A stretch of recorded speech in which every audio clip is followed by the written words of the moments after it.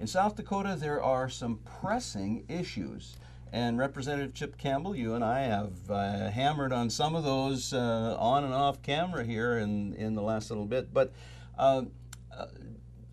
there are, let's set the social issues aside and say for a moment that we'll give the governor and his administration a pass, which incidentally I don't, but let's just say we give them a pass on an objective that would end abortion and be a strong defender of marriage in South Dakota. So let's put those aside for the moment and talk about economic issues.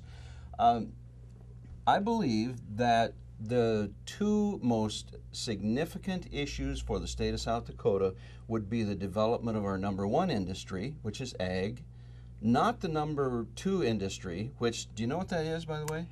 Is it tourism? No, it's government. Well, okay. Good one. But the next item on the agenda for economic development has got to be energy development. And ag and energy development run hand in hand. I would agree.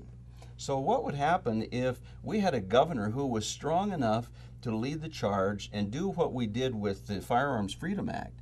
Tell the federal government, if we make it here, we sell it here and use it here, it's exempt from all federal regulation.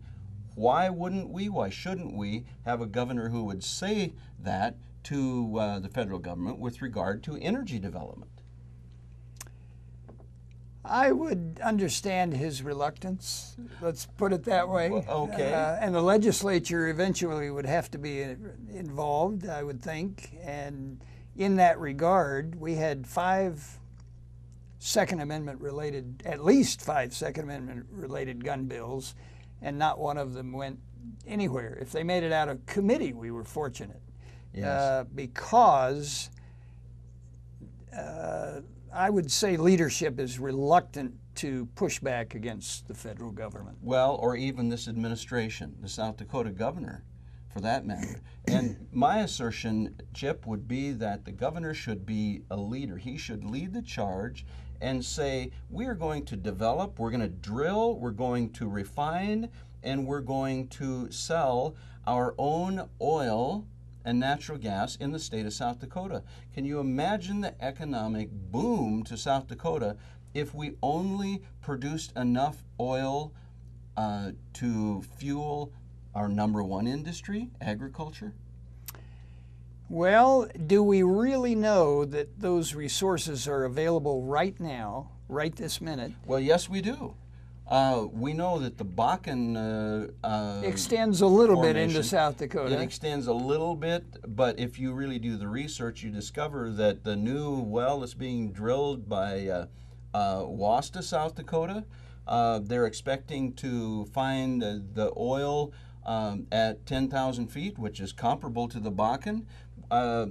Come a little closer to Rapid City. Within 40 minutes of Rapid City, we see a rancher who drilled an oil well while he was trying to find water. I did see that in the newspaper. I thought that was interesting. And if you can generate interest in the energy business, well drillers, developers, the governor would have certainly some incentive to be a leader in that. And see, my assertion is that you shouldn't, a leader doesn't wait for something to happen. A leader makes something happen. And I believe our governor is deficient in that regard when it comes to energy development.